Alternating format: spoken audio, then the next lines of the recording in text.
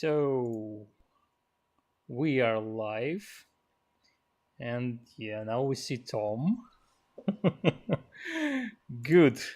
Um, Let me fix something on my side just a little bit. Hello, everyone.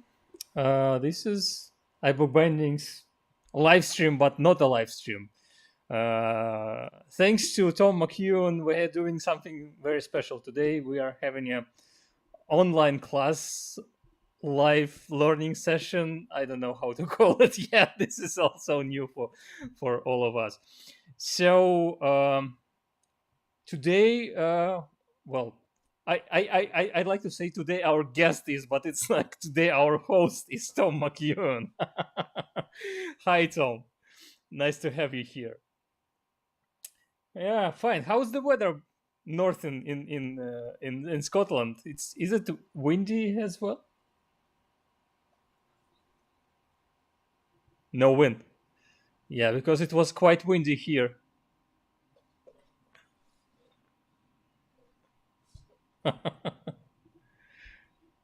Okay.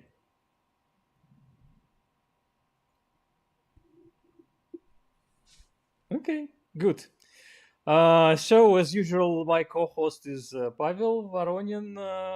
He joins us from Serbia. I'm in Windsor in England, and I'm not sure how much of input would be able to give today because well, Tom will be doing the most of the talking and showing. So let's see how it goes. As usual, we'll yeah.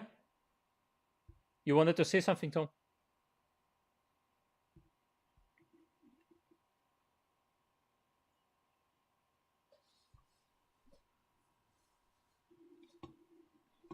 Yeah. So yeah, exactly.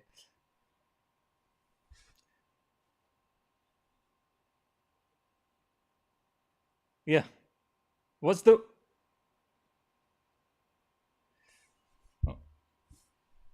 okay?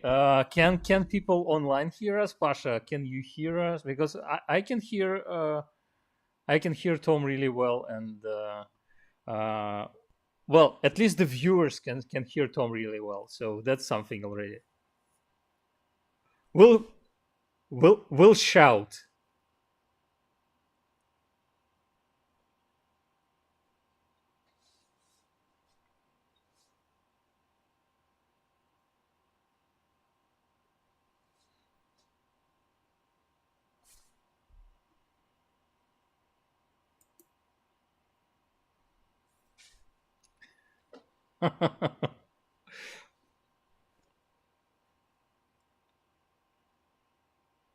Okay.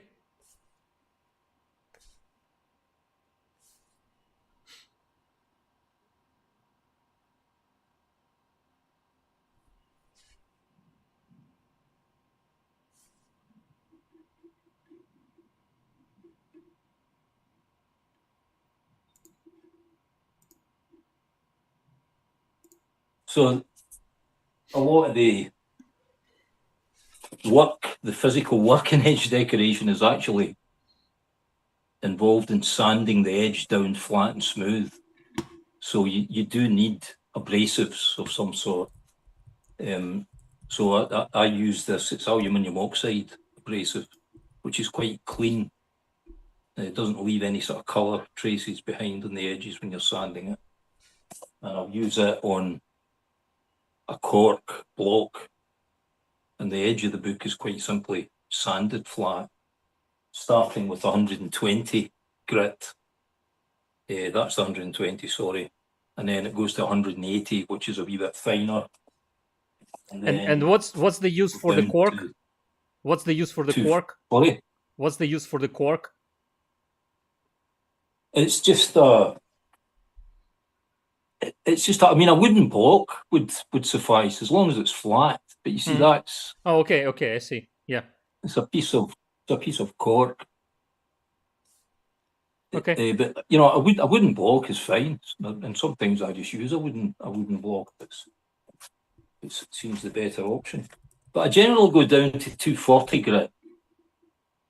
which is fairly, you know, it's still quite coarse 240, but once I get to the 240, I can then switch over to this Abranet stuff, which is quite good, and it's got a purpose-made holder handle, so you know it's attached there with Velcro, so you can get these pads from one, you know, covering the same grit sizes from sort of 120, and you can go all the way up to several hundred. I think you get these even in 1,000 grits, which is far too fine for bookbinding.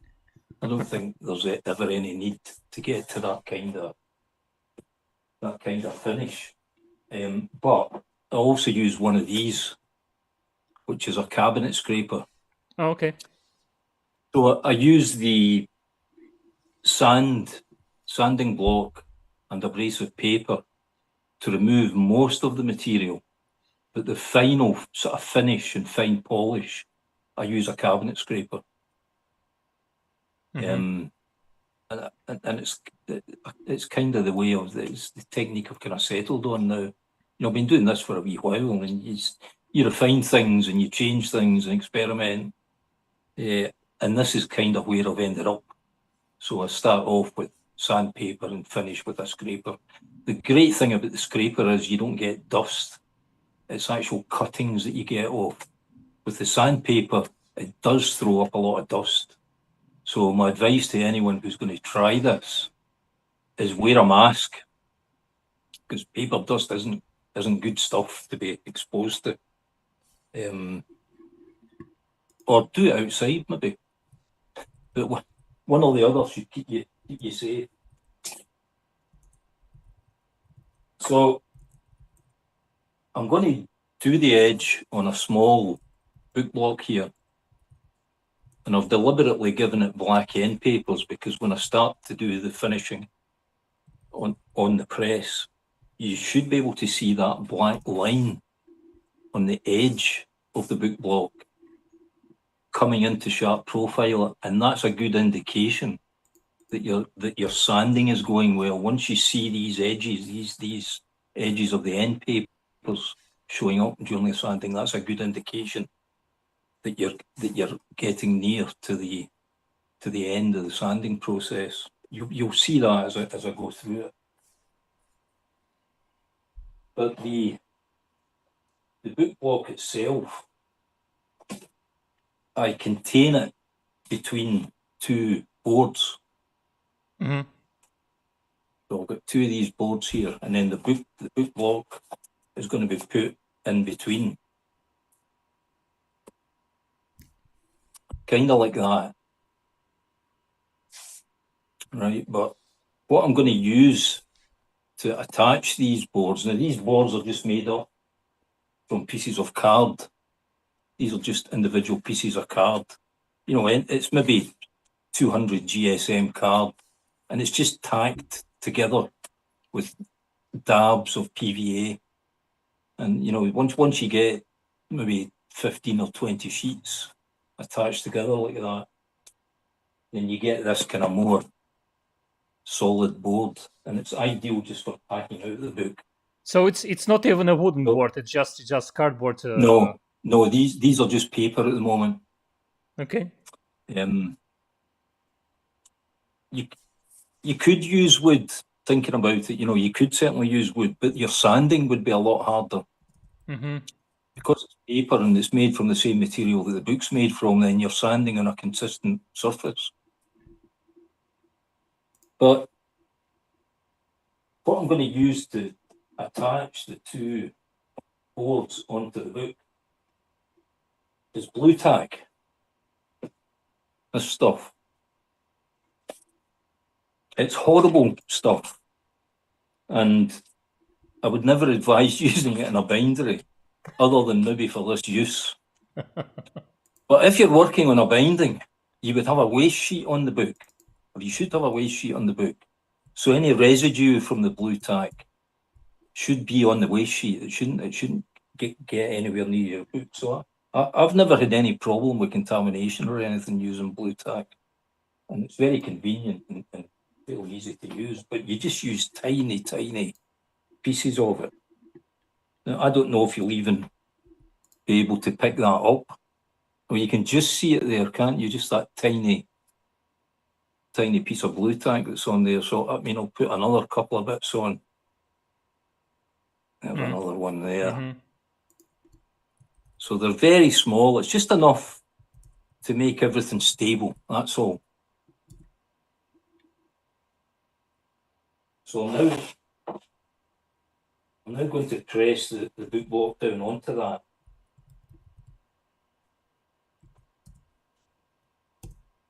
And this surface here, you should be trying to ensure that that's as flush, smooth, and flat as possible.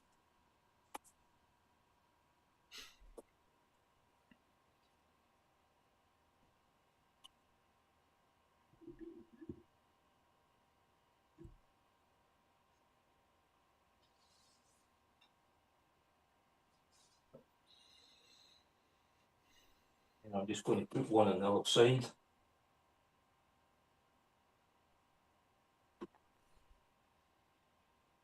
A wee bit of pressure. So that makes that whole assembly a unit now. So it's quite easy to handle. The way this used to be done is binders would just use sheets of paper.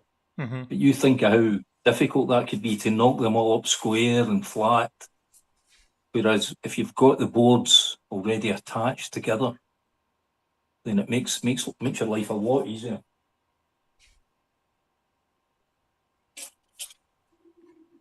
So I'm now going to attach backing boards to that assembly. So again, it's a couple of pieces of blue tack on there, and I'm bringing the backing board on it. But the backing board doesn't come all the way up to the edge of the book. Down maybe 2 millimeters, 1 to 2 millimeters just below, because ideally you don't want to be sanding your boards, your wooden boards. Yeah. But it gives you the pressure. That's the key thing. Because these boards are tapered, they have a tapered profile.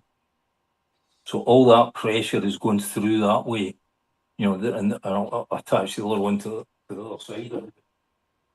So that we'll put two of them on.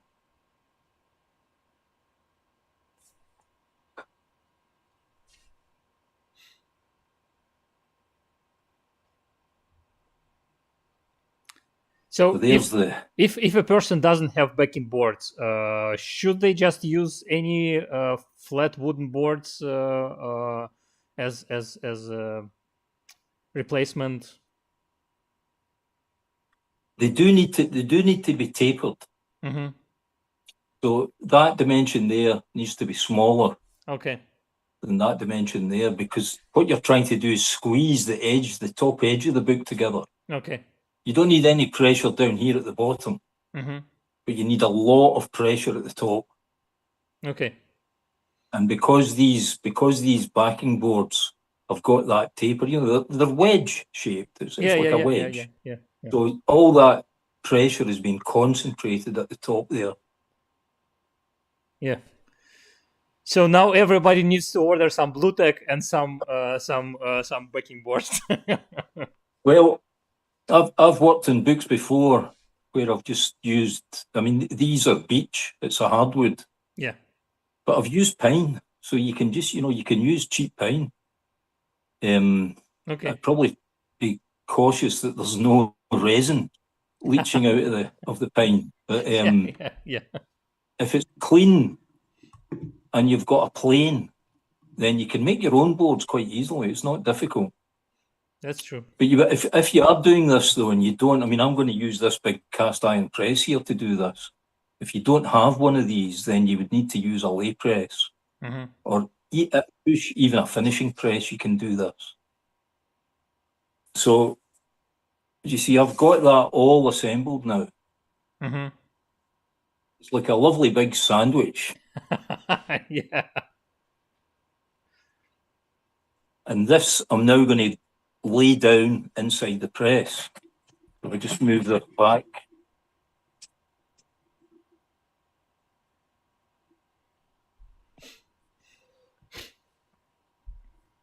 Can you see that okay now? Yeah, I think we should see it fine. Well, depending on which side you're going to stand. Yeah. Yeah, I'll be at the back. Yeah. Well, then it should be perfect. Not okay. Oop. Okay, that's dangerous situation. Is everything fine? Yeah. Up to a point. Yeah. Okay, we lost Tom there for a moment. I hope he comes back pretty soon. Sorry about that. Let me do something. That should make a nice reel. Yeah, we'll be back in a moment. So while we're waiting for Tom to come back, I'll read a couple of comments. Nothing about the process yet, but we have some comments from people saying from where they are joining us. We have Leonardo Mecedo Pucci. Yeah, I'm butchering this name, sorry. Hello, I'm from Brazil. What else? That's everything on Facebook. Nobody else shared their location with us. And then we have Dave Turnbull from Scotland on YouTube. Diana Raymond, good morning. Thank you for having this lesson. Victoria Mansfield, hi guys. Happy I finally got to catch you up live. And Tom is back. Is everything all right, Tom? Yeah, I think so. Okay. I was just reading some comments there.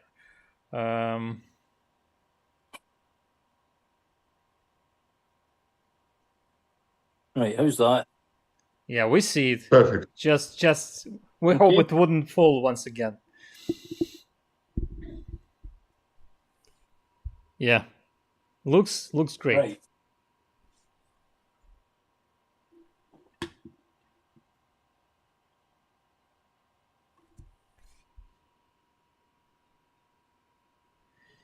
So as usual, if you have any questions during this live stream, during this lesson, please post them on YouTube or on Facebook, and we will pass them to Tom, and hopefully Tom will be able to answer them. So if you just have anything to say, we are happy to see that. And if you are willing to share from where you are joining us, it's always a pleasure to know from which country, which town, which place viewers are joining our live streams. And also please check the links in the description. There are some links to Tom's social accounts and website, and there are some links to our social accounts. Please subscribe to everything, and well, stay updated about the future live streams and talks. Yeah, let's be ready to start the sanding.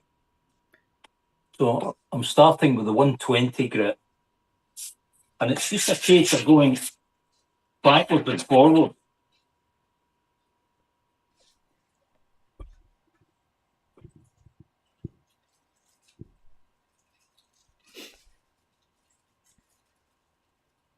Now, you'll notice that this boot block here is very thin.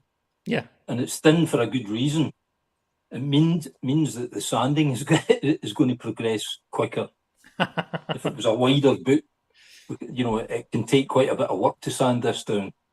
But because this boot's quite thin, I reckon within 5 or 10 minutes I should have it sanded and smooth enough to work on. But already I can actually see that the edge is smoothing up.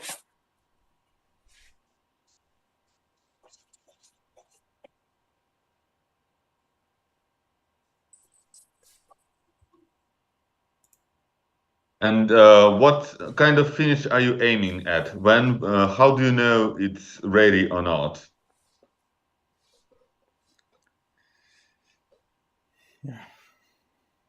I don't think Tom hears us. It's right probably now. Too loud in there. Yeah, we'll have to wait a bit until Tom returns to us. When I'm doing this, it's quite noisy, so I can't hear you. Yeah. That's what we were discussing right now. Right. I don't know if you can see that, but can you see the black line starting to appear? Just down the edge. Yeah. The end papers, right? I'll bring the camera in closer once I get the edge a wee bit more refined. And one of the things you've got to be careful when you're doing this is that you don't do the sanding at an angle. So you have to sort of keep in your mind that everything has to remain very flat. If you inadvertently tip the sanding block up in one edge, then your book is not going to be square. But I guess I guess it's harder with smaller books and easier with thicker books to keep the level. Yes, it is. It is. Yeah, because a bigger book is going to support the block. Yeah. A lot flatter. There's more contact. Yeah. Between the book and the sanding block. Yeah.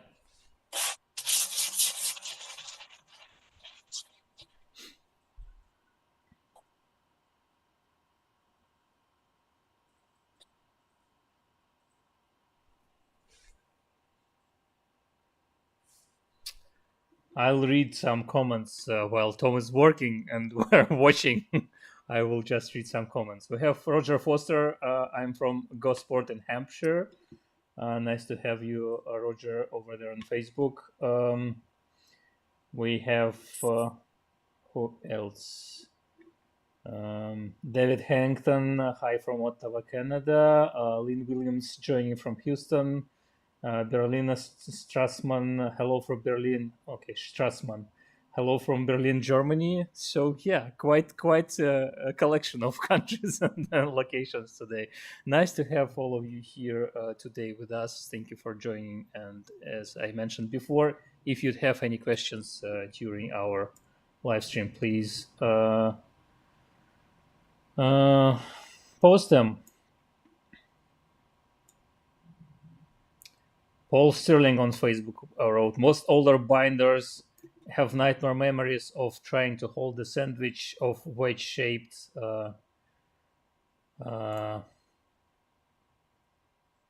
backing boards and book, then loading into the press without the whole lot moving. Yeah, that's true. Appreciate Tom's comments about required pressure, but I'm sure parallel boards are fine provided pressure is adequate. Well, this is Tom's approach, and I think when I did the same stuff, I didn't use wedged boards, but I used flat boards. But yeah.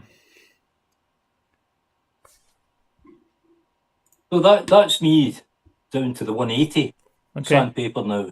And it's done the 120. Tom. I've done the 180. Tom. And it's looking really smooth and clean now. But I've got one more finer to go, and that's this one here, which is the 240.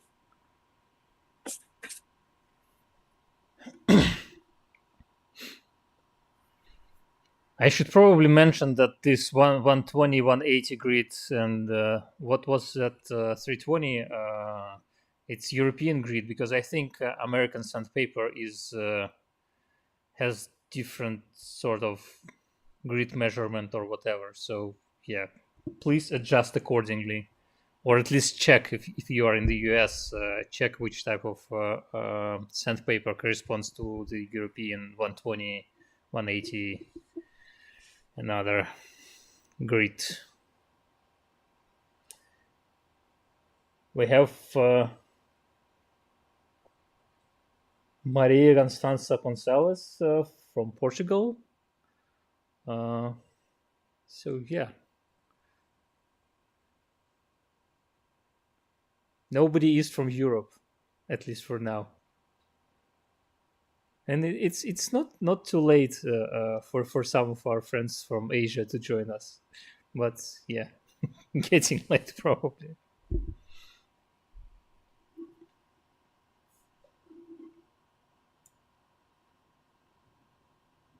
Right, so that's all the sanding done. So I've gone from the 120 to the 180 to the 240. and I've got a beautiful surface on it now. Try and bring this in closer and you can maybe see it.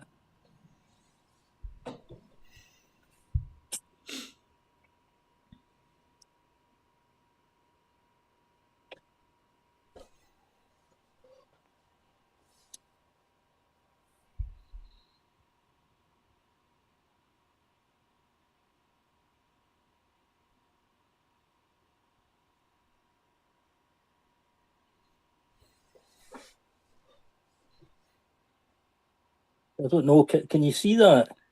The black lines, the end papers? Yeah.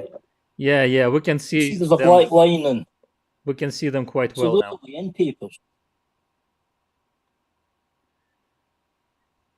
Yeah, now we can see why you use cardboard's layer, because Yes. it sort of grasps the book from all sides.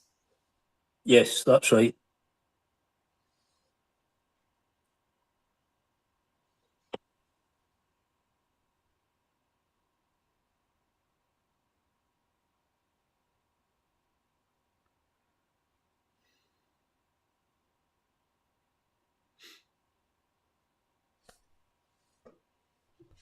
Right, so I'm now going to use the scraper to get it to, I mean, it's almost a mirror finish that you get from it once you use a scraper.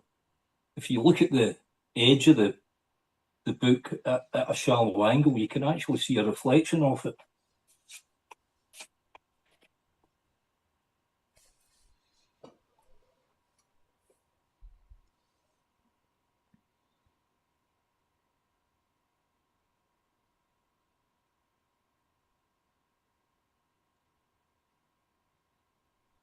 That's it.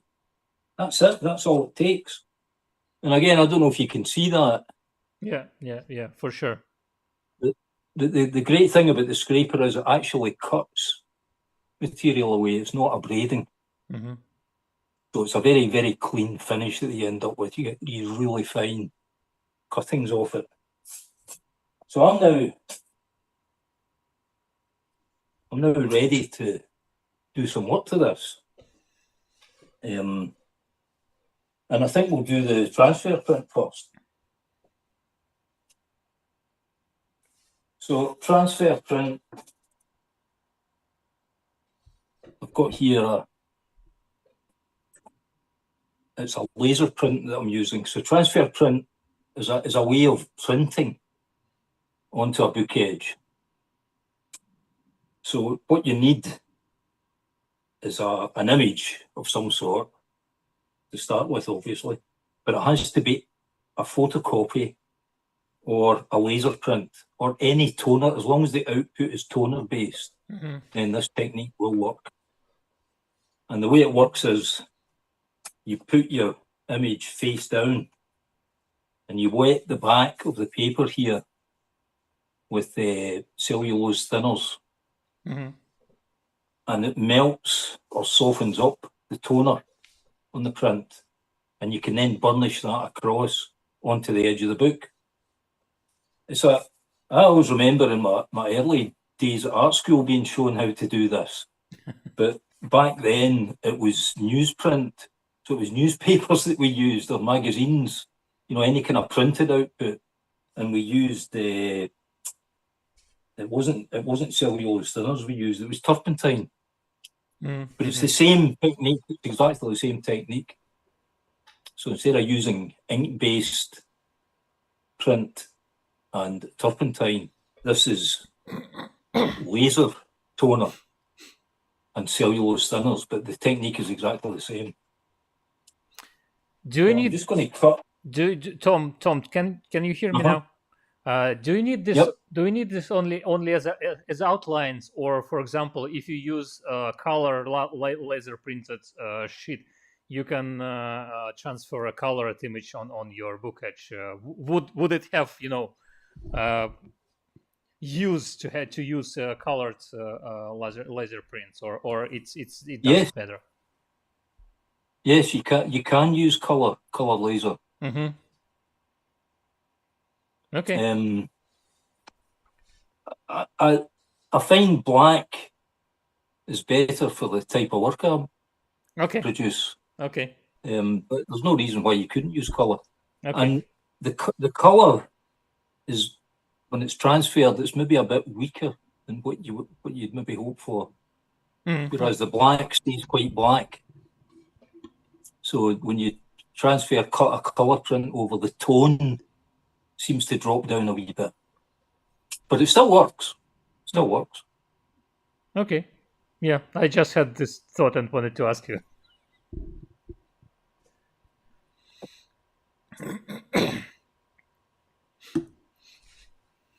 Pasha, you are not as excited as usual. Put a piece of it off. I don't need the whole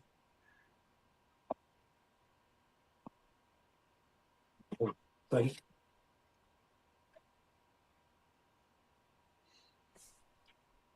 Put that strip there off. And put it down with some tape.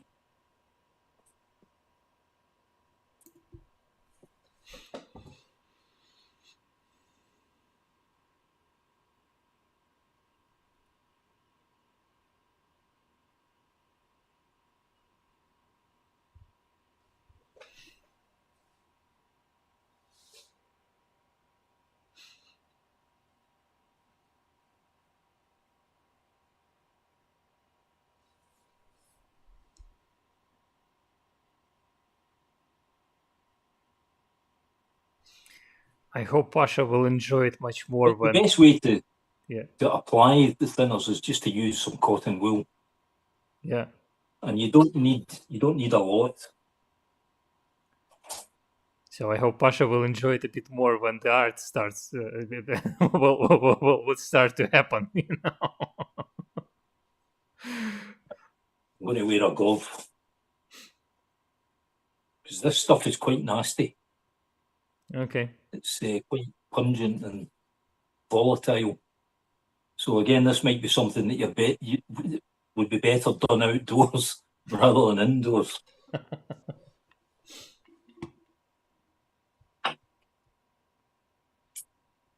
I'm just taking a very small amount.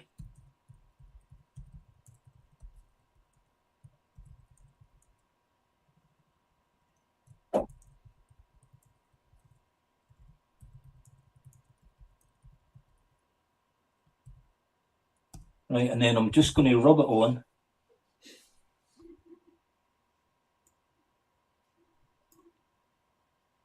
Again, I don't know if you can see that, but I can actually see the image starting to show through. Yeah, we can see that. Yeah.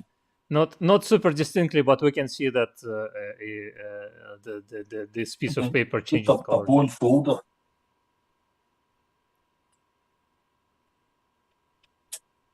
Just to put a wee bit of pressure on, and it just transfers over. It should transfer over the image. We'll see in a minute. Oh yeah, it seems to be okay. So there's the print. Can you see that? Yeah, we can see that. Yep.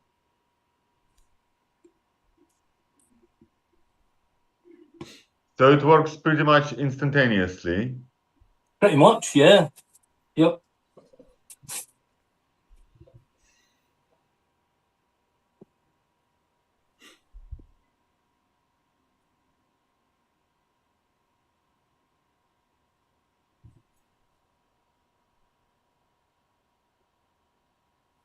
So what you've got to be conscious of when you're doing that is that if you use too much of the thinners, you just end up with a grey mess because it dilutes the toner so much that it almost sort of turns it into like a wash.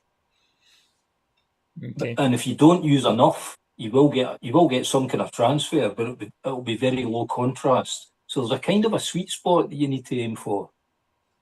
And it's really just experience, just a wee bit of practice with it.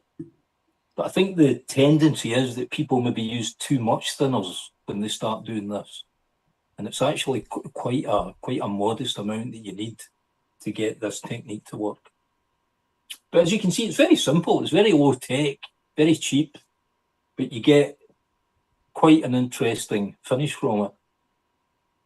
And the next thing I'm going to do with this is I'm going to put some colour on because it's toner, it repels water.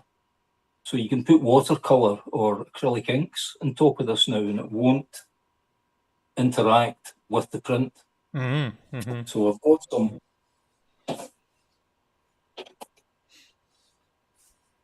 got some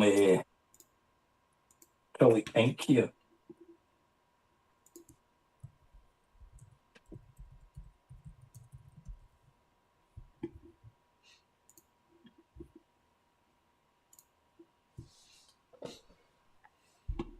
I tend to find with acrylic ink it's a bit too strong straight out of the container.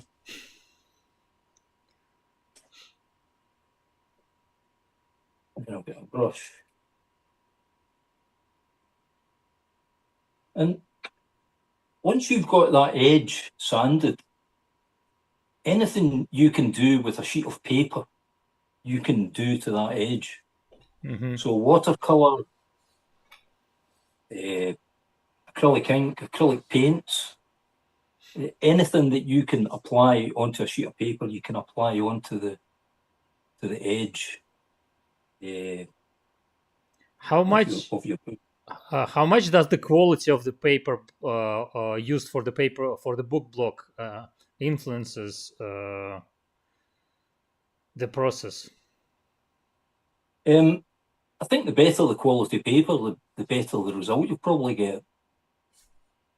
And I think I've noticed, it's always difficult to be certain about these things, but I suspect that soft papers don't work as well.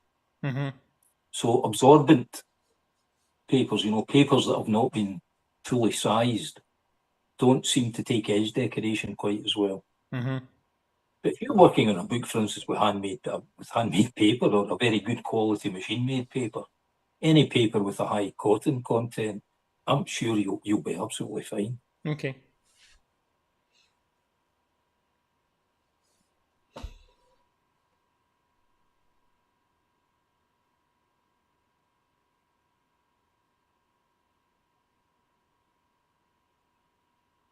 I'll put one other colour on.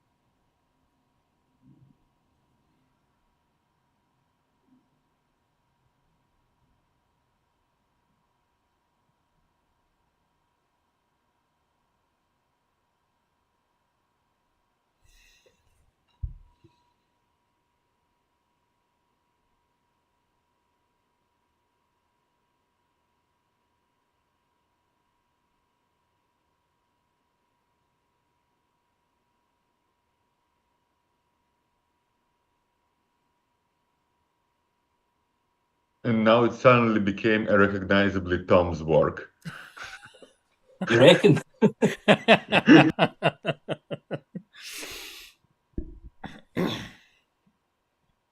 But I mean, I think that one of the important messages I'd like to get across at this point is that it's not difficult.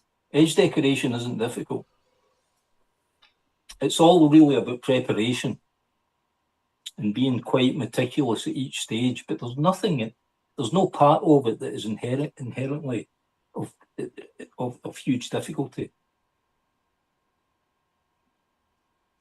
It helps to have a big press. That's one thing.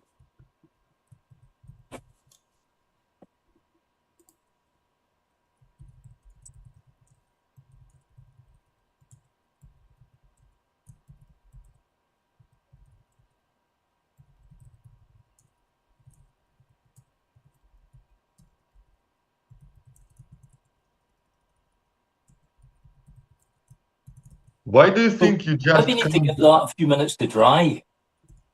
Tom, why do you think they don't questions sell polished paper blocks? Why is there no market for it? Why do you always have to do it yourself?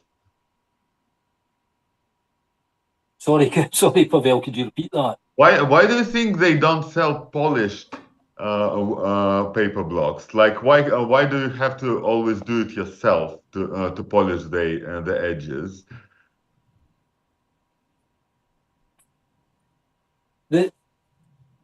So before, if this was I mean, this isn't a full book, you know, it's not rounded and backed and all the rest of it.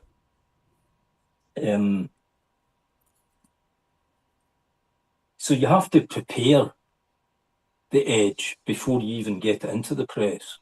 Now with these, all I had to do was take it to the guillotine, and that gave me a good start.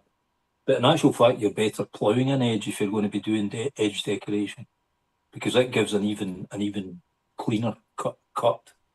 And I think it's also easier to ensure that you're getting a square cut with a plough. So the better the edge that you start with, quicker it is, and I think the better your finish is going to be ultimately. Pasha, answering your question, I think there is just not enough market for pre-made book blocks with sanded edges, because, well, for who would use that? Bookbinders and a few, hobbyists, and that's it. Yeah. I don't think there is enough market, especially if you talk about books with text or whatever. What would you do? Like make one copy of print run with sanded edges? Well, yeah. Yeah. I mean, to do this kind of work commercially would be horrendously expensive. Yeah, exactly. I was in a bookshop recently, and they were selling new books that had quite sophisticated looking edge decoration on them. It was quite detailed, highly colourful, but I suspect it was printed on it, that it was directly printed on. Now, how it was done, I've no idea. We had no idea, but we it was had quite an effective. Tom, we had an example of that technology when we visited Schmet in Germany. They have a machine that prints on the edges of books, and they sell these machines, and so yeah, it's definitely possible, and Right. but the edges are not as well prepared for this stuff. So yeah, no, but you know, if you see them in a bookshop, they do stand out. That's true. They look great. That's absolutely true. Yeah. Mm. So if anyone is interested, please search for our talk with Schmet on our YouTube channel, and you will find. You mean the one you recorded at their headquarters? Yeah, I think that's. I don't remember. I don't remember which one it is, but I think there should be a thumbnail with a painted book edge, so it should be easy to find. Yeah, sorry about that, Tom.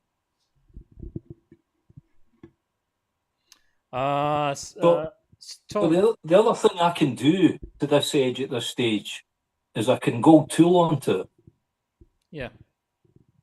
So I've had the stove heating up for sort of 10 minutes or so. Okay. It's not quite the right heat yet, but once it is, I'll do some gold tooling on it as well. So if we have a bit of a pause over there, Paul Sterling asks, "What did Tom dilute the acrylic ink with, please? What did you use to dilute acrylic ink?" Water. It's just water. Okay, so it's just water. Yeah. Here you are, Paul. Yeah.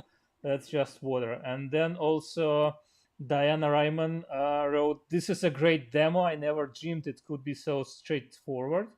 And Dave Turnbull wrote, "This is by far the easiest edge decoration demo I've seen." So thank you, Tom, already for this. Right.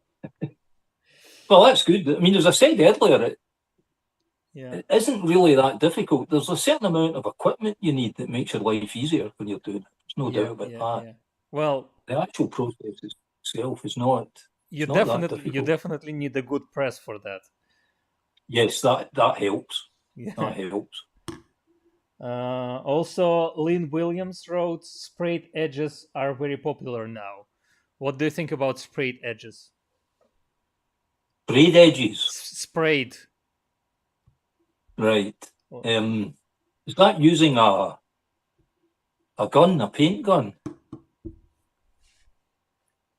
Well, So when I mean, when it's a thing. when I hear spray edges, I think of two approaches. One is to use a paint gun, and the second one is to use, when they use brushes and sort of paint the edge with droplets of ink or color or paint or something Yes, like that. So yes, if Lynn would clarify which approach she is yeah, talking about, that would be great. But yeah, I think I saw both methods used on book edges. yes. I mean, all these different techniques are worth using. They're worth trying. And I do have an air gun there that I could use to apply colours to on edge decoration. But I've maybe never actually used it. maybe next I mean, time. I think you could even, I don't know where that be. I think you could even fill that with Yeah. coloured acrylic or watercolour and Okay. spray it Okay. And onto an spray edge. it. Yeah. Yeah. That's true. Yeah. And the other thing you can do is you can get a toothbrush Oh yeah. and Yeah. put the Yeah. colour on the toothbrush and then flick Yeah. a piece Yeah. of card against it so that it spits the ink off the edge and it goes on. And it's, again these techniques work well. And you can also, of course, combine them with masking. So you can mask areas out and then apply a sprayed finish onto it. So Roger Foster, Tom, do you hear me? Yep. Roger Foster wrote, "I would want to put waste paper that covered the boards so as not to get paint on them." But I guess I can answer this question because the boards that Tom is using are waste boards. It's not the boards of the book. The boards will be put on this book later. So that's a good question. So I decided to read it out loud anyway. Yeah. One thing to remember is if you're using transfer print and you want to use lettering on it, you need to reverse that lettering. So you need to flip the image on your computer before you printed it out, so that it's wrong reading as you flip it over. But Yeah. when you lift the print off, it's back to correct reading. Yeah, that's true. That's something our viewers need to keep in mind when they try. So Lynn Williams also wrote, "I was referring to airbrushed edges using a stencil." Yeah, well, Right. that's definitely one of the options. That's true. Yeah, yeah. No, I'm sure an airbrush is a very, very good tool to use for this. Certainly very controllable. Yeah. So if we're building up an even tone of colour, I think it would be really good. It's something I'll maybe get round to trying one day. Well, there are so many things to explore. Yes.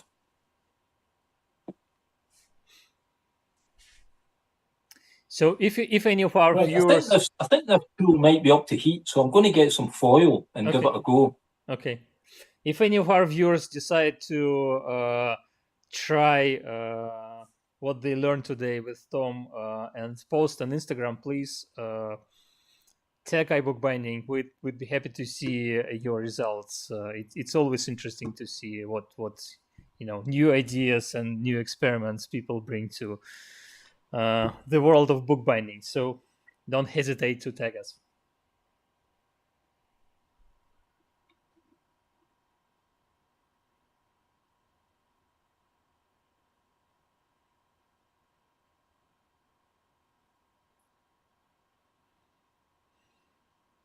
Can you see that going on? I don't know if it's maybe the details. So well, we can sort of distinguish the lines, but it's not really clear. right. When you finish, if you bring the camera closer, we'll see that. But yeah, I can let you. Once I get it out the press, I can bring it up closer to the camera. That definitely would that stage would definitely need a bit more investment with the gouges and the stove and stuff. Yes. The only thing you've got to watch when you're doing this is if it's a palette you're using, Yeah. don't put it on like that because Oh, it'll sink down inside the book. You know, as long as it's at an angle, it's perfectly safe. Yeah.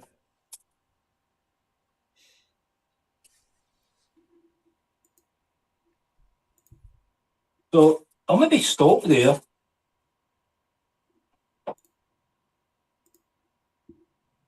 In terms of doing any other decoration on it, but before I take this out, I would put a wax finish on it.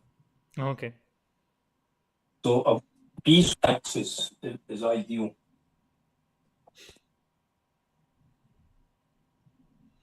So you just use natural beeswax? Yeah.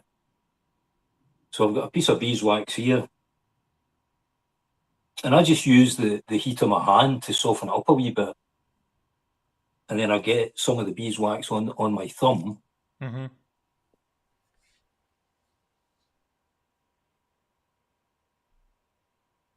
And then I just lightly apply it to the edge. If you don't want to get beeswax in your thumb, you can use a scrap of leather to do this. Mm-hmm. So you just transfer some of the beeswax onto a scrap of leather and then rub the leather onto the edge. I shouldn't probably even mention that, but for this step, you probably need clean hands because otherwise you can smudge the edge of your book. Yes. Yeah. Just safety measures.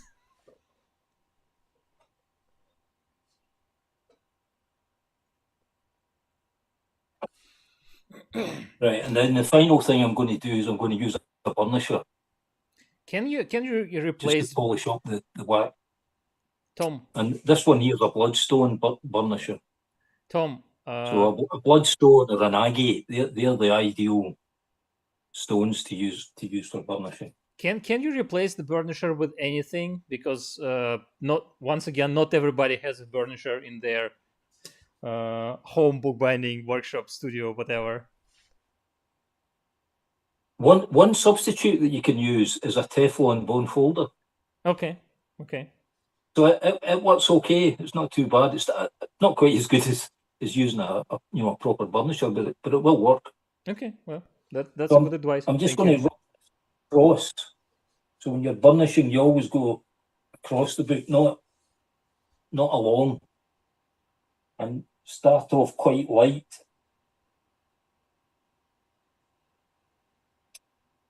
And then with each pass, I'm just increasing the pressure a wee bit.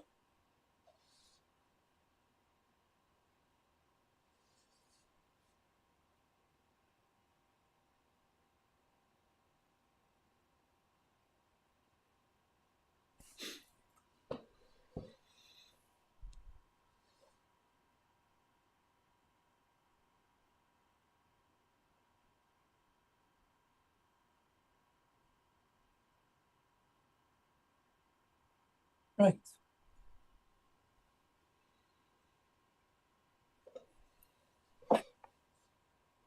And that's it finished now. So I'm going to take it out.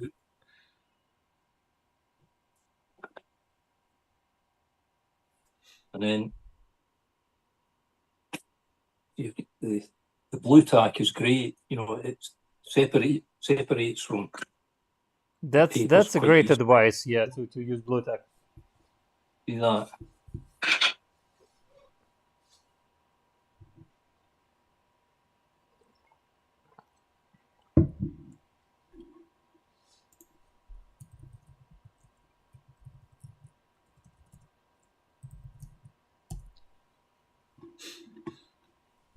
So Roger Foster asks, why not along with the burnisher? Why not? Why not along the edge with the burnisher? Why do you use burnisher across the edge? That's a good question.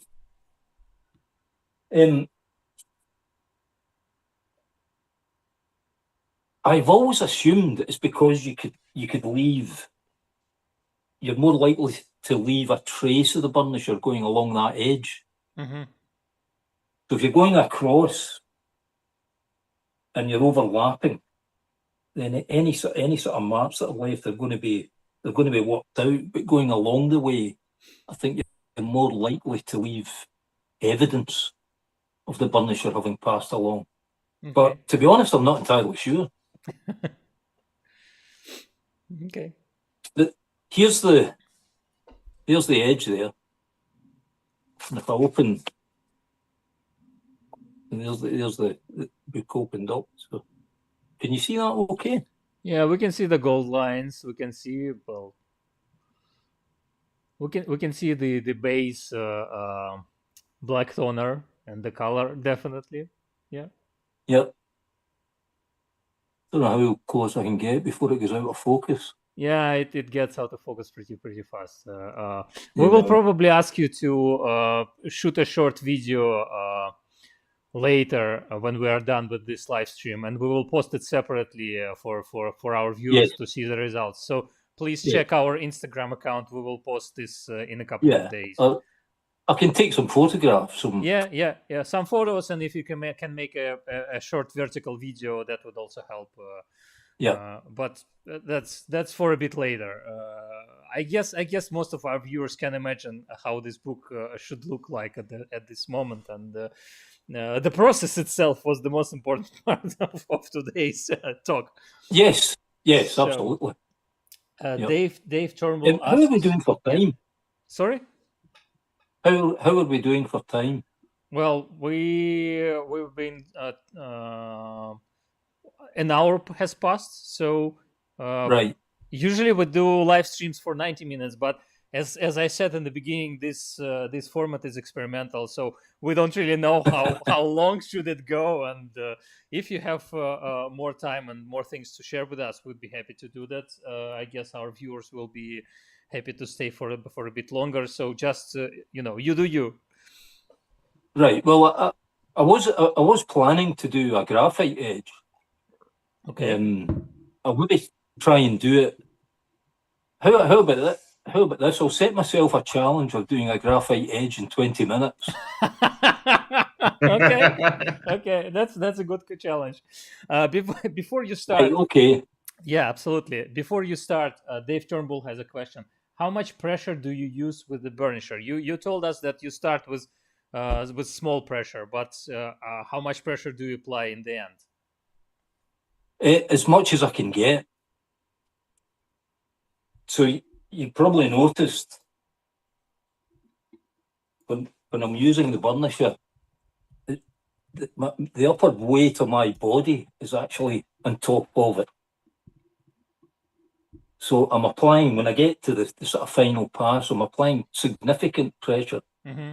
Not enough where I'm in danger of being out of control, but it's still quite a lot.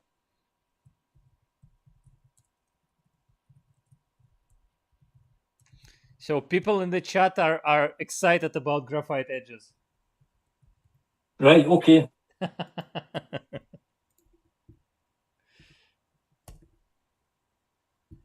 Right, you can start the clock. Okay.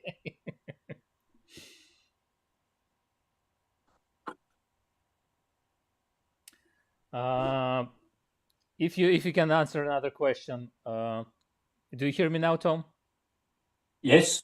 So Diana Ryman asks, has Tom ever transferred an image that is just a line art, then used the brush to paint images in color? So just line art and then it's colored. Yeah. Did you just transfer some line art on your edge and then painted images in color, or you usually just paint abstract colors and whatever? Yeah, no, I have done that before. I've painted, I've printed imagery onto the book edge and then augmented that with hand coloring. Okay. It's quite an effective technique. Okay, but obviously anybody who wants to try that, they can do what they want to do. They can transfer lines. Yes. They can transfer images. Yeah. They can transfer Yep. whatever and then create whatever else out of it. Depends. Yes. I guess depends on their painting skills as well, not only on bookbinding and bookmaking skills. Yep. Yep. No, I mean, I think one of the if anyone's thinking of doing this, in a kind of meaningful way, then build up your experience using as many different techniques as you can get, and then try and combine some of those. I mean, I think that's when you start to get interesting results. Yeah, absolutely. Right, here goes. What I'm going to do is I'm going to go back to the bench, and I'll just make that sandwich up again. Okay. We'll wait. We'll wait here for you. Maybe for a couple of minutes. Yeah.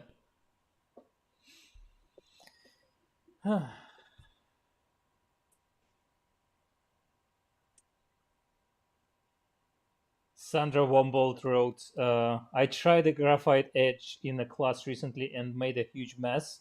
Not the teacher's fault. I'd appreciate a refresher. Me too, by the way. I was taught making a graphite edge 10 years ago, something like that. And I didn't have the full notes of the process. So I'd be happy to have a refresher as well. Pasha, how do you like the results? Very impressive. Would you like to try doing something like that? I wish I had a press like that. Well, maybe on the flea markets in Serbia you can find something appropriate. No, and whoa, and imagine me hauling it from the market home on my back, probably. More than once, I hold cast iron presses from one part of the Netherlands to Leiden when we lived there in the Netherlands. So yeah, it can be done. One of these presses was something like 30 kilograms. It weighed 30 kilograms, and I had to drag it from on train, on bus, all of that. And I had it in a blue IKEA bag. Some people can't pass by a stray homeless dog. You can't pass by a stray homeless press. Yeah. Yes. Exactly. That's what I do.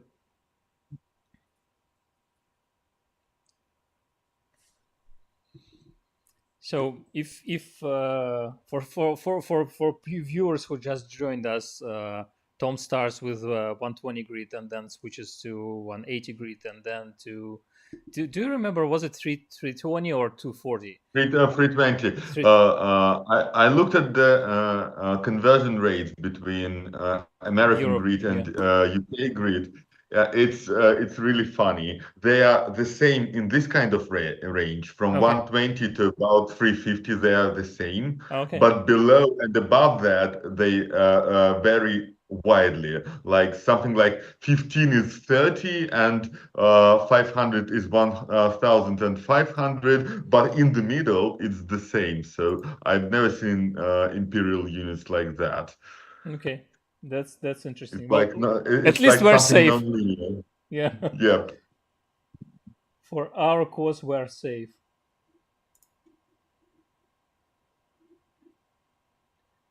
What's happening? So what else? We have Ralph Appleby. Hi Tom, lovely. Okay, I will read this when Tom hears us, because now that goes directly to Tom. Yeah. Now Tom wouldn't hear us because he's sending, and it's not loud on our side because Zoom removes all the additional sounds quite well nowadays. But yeah, Tom wouldn't hear us. A bit too well, I'd say. Yeah, a bit too well. That's true.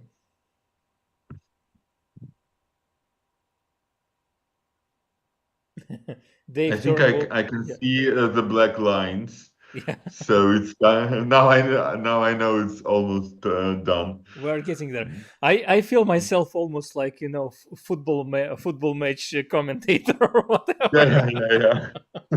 So So Dave Turnbull wrote, "I'm looking at that press and got ideas on making one bubbling away. It would be interesting to see the results. But yeah, you can use a wooden finishing press. You don't necessarily need a cast iron press. Well, it's good to have one, but it's heavy and usually it's quite expensive."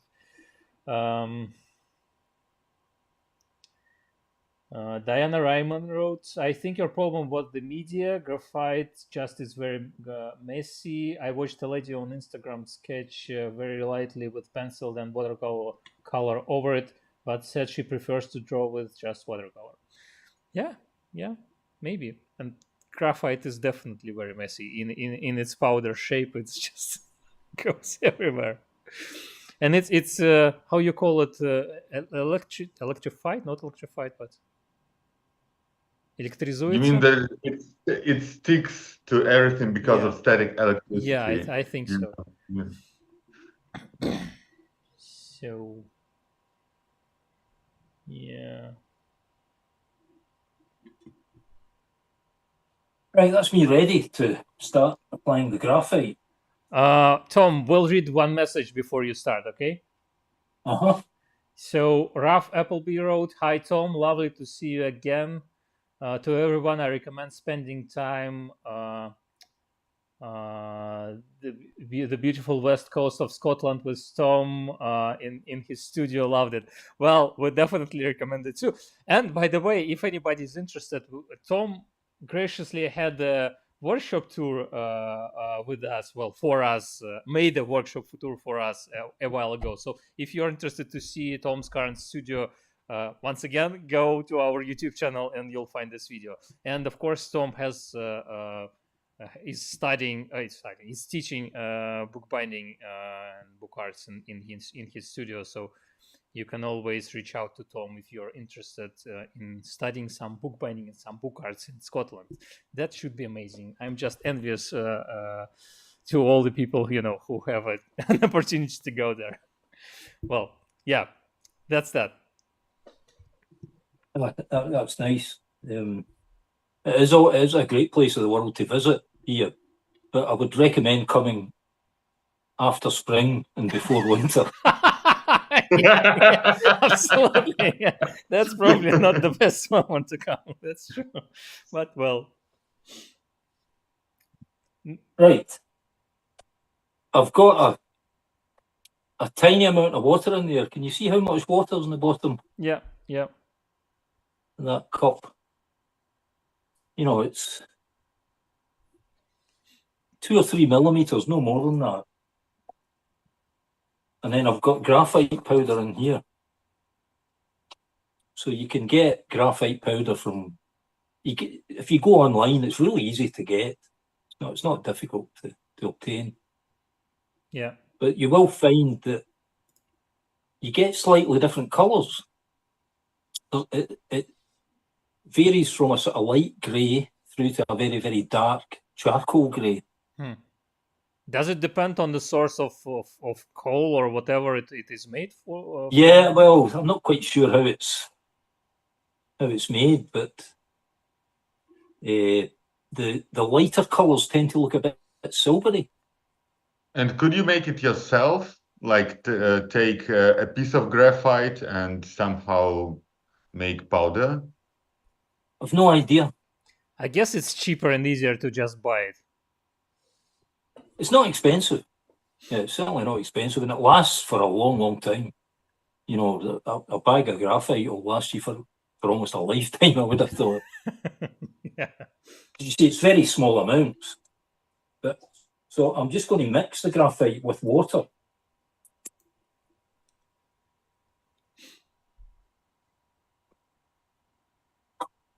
So there's no, I'm looking at maybe half a teaspoon of graphite into that amount of water. And you'll find that it doesn't want to mix. You've got to kind of force it to mix in with the water. I don't know if you can see that, but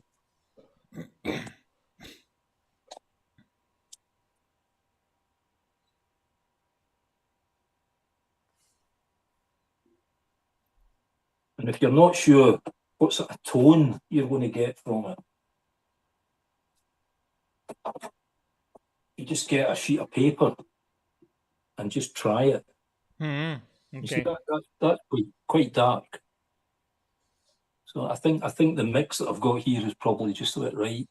But if that had been very faint, I would have put more graphite in,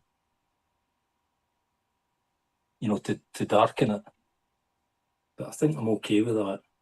I'm going to try it anyway, because my 20 minutes must be up soon, is it not?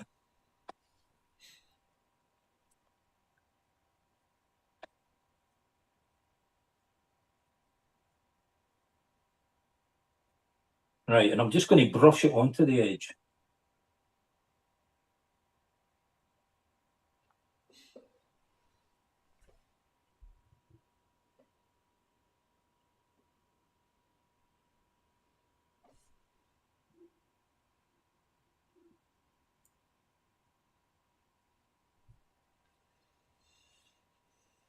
Now, it looks pretty messy at this point. It's very patchy. Mm-hmm. But what you do is you smooth it out with your finger. So you put your finger on and you make circular movements with your finger. So you don't prepare the surface in any way besides sanding and scraping it? Sorry? You don't prepare the surface in any way besides sanding and scraping it? No. So all I've done is sanded, scraped, and then I've applied the mix straight away.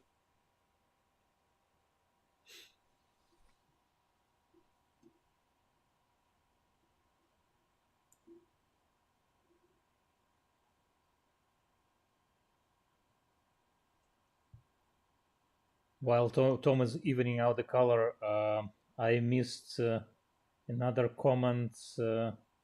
Where was it? I lost it once again. Oh, okay. We have Ulrich Schowauf Liebmann. Yeah, I'm butchering the surname once again. Howdy from Cologne, Germany. Nice to have you here. I think somebody else was there commenting on from where they are joining us. But anyway, once again, if you still have some questions, I see that there is another question on YouTube, and I will read it out loud to Tom a bit later. But if you have any questions left, please post them, because, well, obviously when Thomas finished with this book, our live stream will shortly come to end. But also please check the links in the description. There is one very important link to our Patreon account, because, well, we use money provided to us by our patrons to pay for some research and editing and other stuff related to our live streams. So if you, well, please consider supporting us on Patreon. Pledges started with only $1, £1, or €1 per month, depending on where you are located in this world. And once again, please subscribe to Tom's Instagram account. There is some interesting stuff there. Right, that's the graphite. It's got a nice, smooth, even tone on it now. Yeah. And I'm just going to burnish it with a stiff brush, just a clothes brush. Okay. A shoe brush.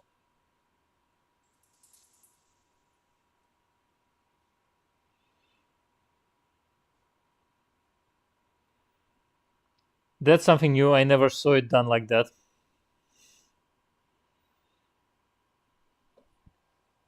One of the things this does is it dislodges any loose graphite, because you don't really want any graphite working its way inside the book. Yeah. That wouldn't be great. I think I can see it getting more and more reflective. Yeah. Yes. Yeah. Mm-hmm. We can see the brush reflected when it moves around the edge. Yeah. This is so much fun. And then I'm gonna beeswax it again. Lots of finger work. Yes. Yeah. Very messy. Your fingers look like those of a printer, not a bookbinder at the moment.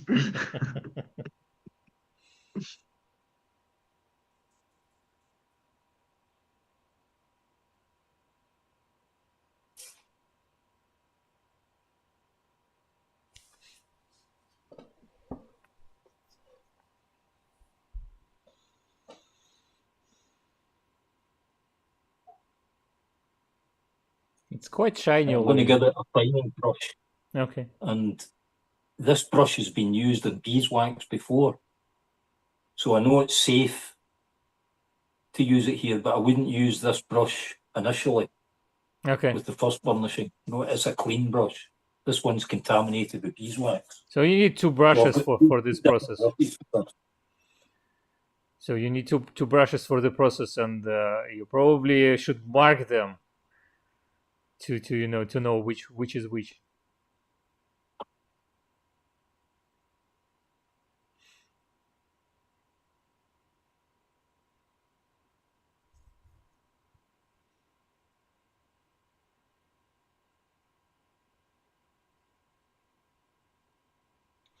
But this stage also sort of shows you or reminds you that the book block has to be pressed really tight when you're doing that, because otherwise you will crease the edges of the papers. Yes. And if it's not really, really tight, you could also mushroom the head of the book. Yeah.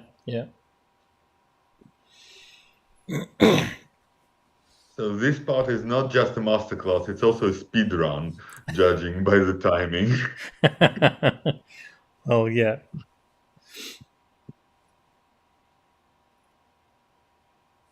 Right, that's it. So I don't know if you can see how reflective that is. Well, but it's actually quite a high polish on it now.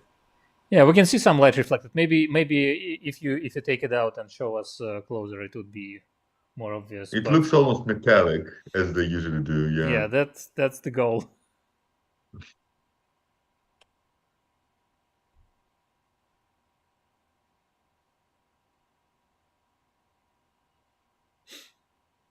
Now, if I was doing this on an important book, I would go and clean my hands first. yeah, absolutely. Oh, now we can see the shine. Yeah. Oh, yes. That was the perfect moment. Can you see that? Yeah, when you were removing it, we saw. Yeah. There we have it. So we had a question, and it's sort of related to this moment. The Lunch asks, "Thank you so much for this wonderful demo. What do you do when you want your book to be rounded and backed? At which stage do you do the head and tail edges?" Right. That's a good question. I should have mentioned that right at the start. So you do it after rounding and backing.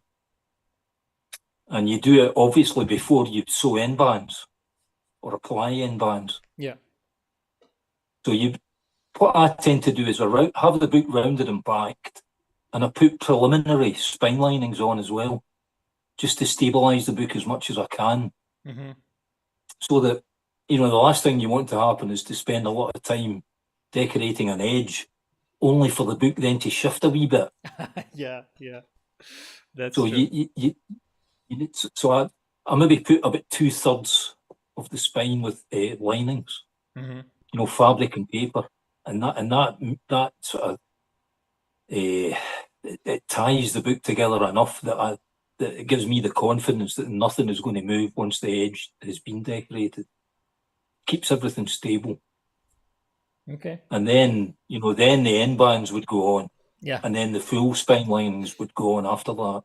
Oh, and with graphite edges, you need to be really, really careful when you are sewing end bands, because even the smallest touch on the surface can ruin this shiny edge.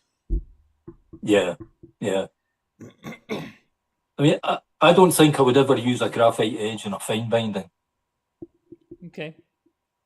I once did, the but potential for contamination is just too much. It's a danger I'd rather not have. But it's a very attractive edge. It's very nice. Yeah. But I don't think I would do it on a fine or design binding. Yeah, that's true. Another comment, not a question, I think. It's another. Marisa Duran, that looked way too easy. You see? And by the way, you finished it in under 20 minutes. It was like 26 minutes or something. Oh, no, not 26. 26. No, 18 minutes. 18 minutes. Yeah, you started at 08 and you finished at 26 or something. So yeah, that's 18 okay. minutes. Yeah. Yeah, I'm definitely trying it on my own, even though I have doubts of doing that. A kind of speed run, super fun to watch. Yeah, absolutely agree. Speed run was fun to watch. Yeah. Well, if you want to practice this, the thing to do is to go to a second-hand bookshop and just buy book blocks. You'll get them really cheap. Yeah. Because the first thing you would do is take the binding off it. So even if it's a book with no binding on it, you could still use it. Yeah. Even paperbacks you could practice on, I would think. Yeah, but just maybe it's reasonable to check the quality of the paper first, because you can definitely learn on poor paper as well. But if you can buy cheap book blocks with quality paper, that would be so much better. Certainly, that is the way to build up experience. Yeah, get plenty of practice in, and as you can see, it can be quite a quick process. Yeah, but these. You can do it can be quite quick. But if I was working in a design binding, I'd maybe set aside 2 or 3 days. Yeah. To do the edge decoration. Maybe you would move your camera just a little bit so that we'd see your face now, because I don't think you would be doing anything else on your press. And we can shift back to our standard, view. Yeah. So I want to. Dave Turnbull has a question that I wanted to ask, and he sort of stole it from me, even not knowing that I had. Me too. Tom, have you ever applied other decorations on top of graphite? And is it even possible? The only other technique I've used on top of graphite is gold tooling. Okay. Or blind tooling. I think I even saw examples of your work using that. I think you did some competition binding of that sort, didn't you? Possibly. But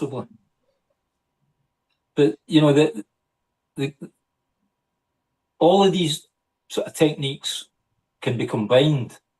Apart from graphite, graphite would be a difficult thing. You couldn't, for instance, color graphite after it was on. And you couldn't. I don't think you would be able to transfer print onto it.